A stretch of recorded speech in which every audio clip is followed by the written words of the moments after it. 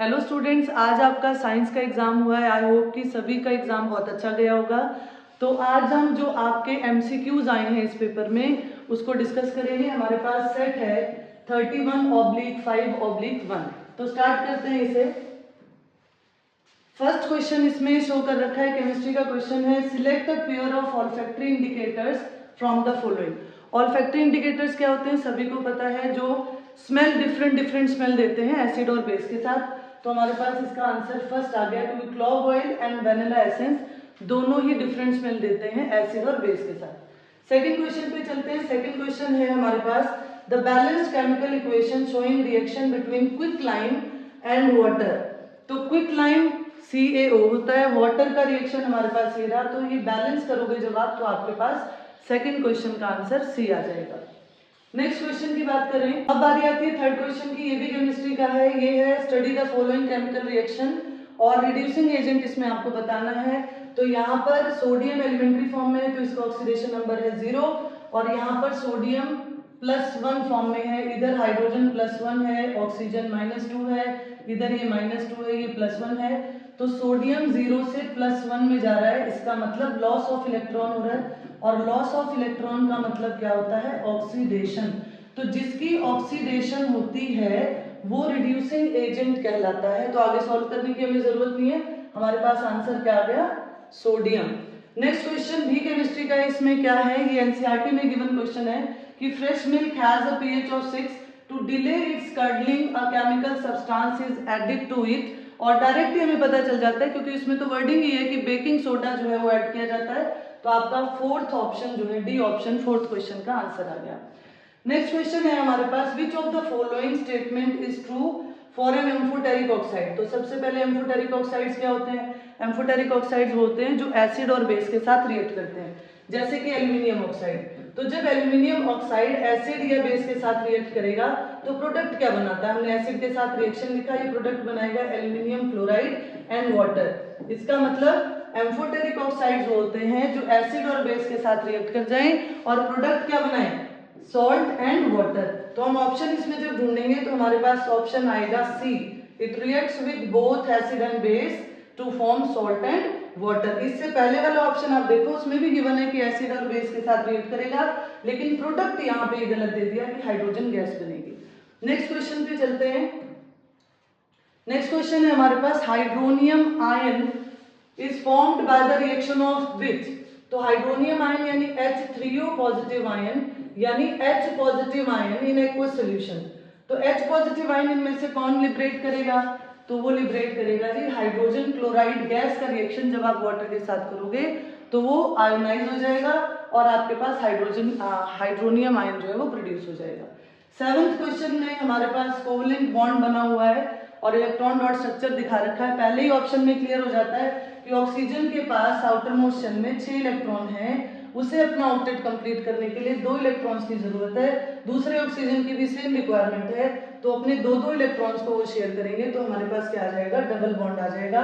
तो ये जो फर्स्ट ऑप्शन है ये एग्जैक्ट रिप्रेजेंटेशन है इस इलेक्ट्रॉन डॉट स्ट्रक्चर की। नेक्स्ट क्वेश्चन की बात हम करें तो नेक्स्ट क्वेश्चन है हमारे पास, बायो का क्वेश्चन है, the process in which loss of water in the form of vapours from the aerial parts of plants take place in X which help in Y, here X and Y respectively are। तो आपको पता है कि जो loss of water plants में होती है वो होती है ट्रांसपिरेशन।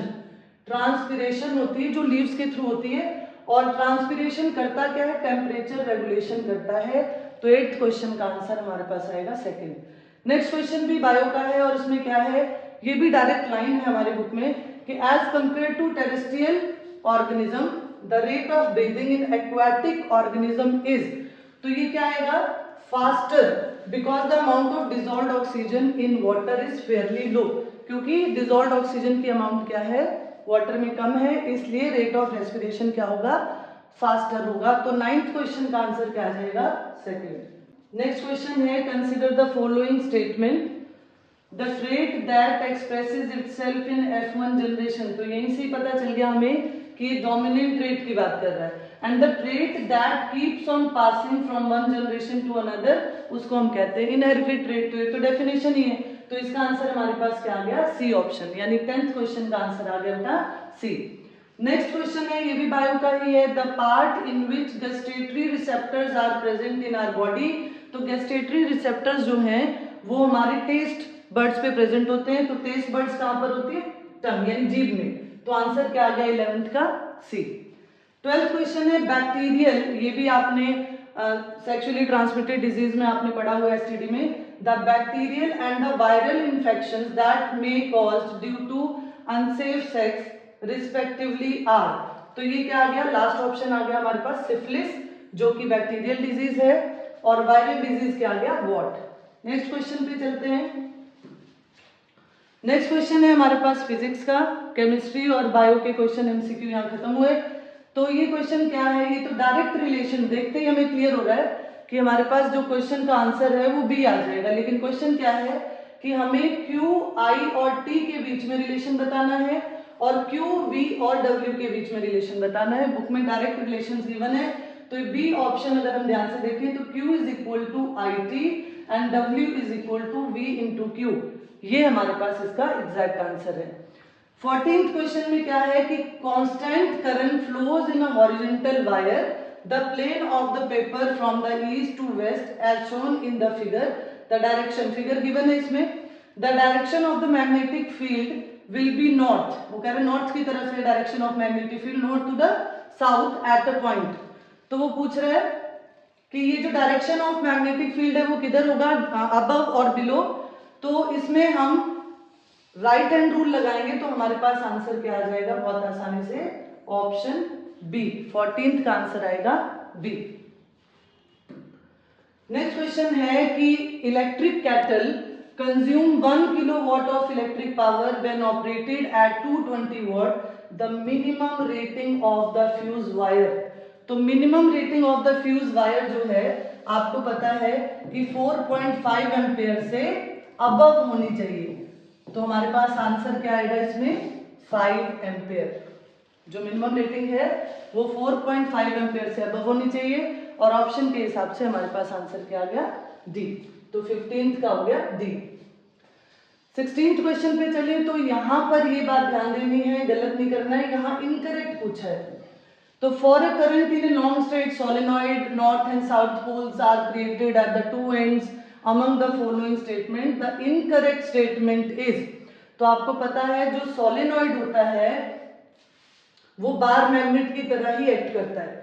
तो यानी तो जो पैटर्न है मैग्नेटिक फील्ड का सोलेनॉइड का, वो बार मैग्नेट से सिमिलर होता है, और यहाँ पर क्या वर्ड यूज कर दिया गया, डिफरेंट। तो हमारे पास आंसर क्या आ जाएगा 16th का सी।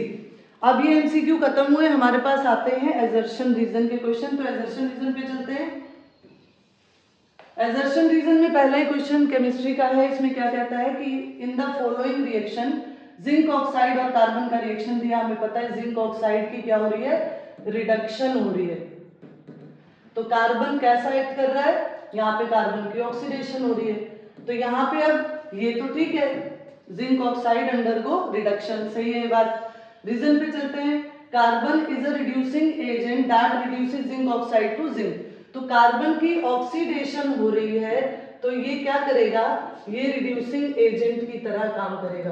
तो ये रिड्यूसिंग एजेंट है, तो रिड्यूसिंग एजेंट, ये बात भी सही होगी और एक्सप्लेनेशन भी इसकी क्या होगी, सही। इसलिए इसका आंसर क्या आएगा ए। 17th का आंसर आ गया बेटा ए।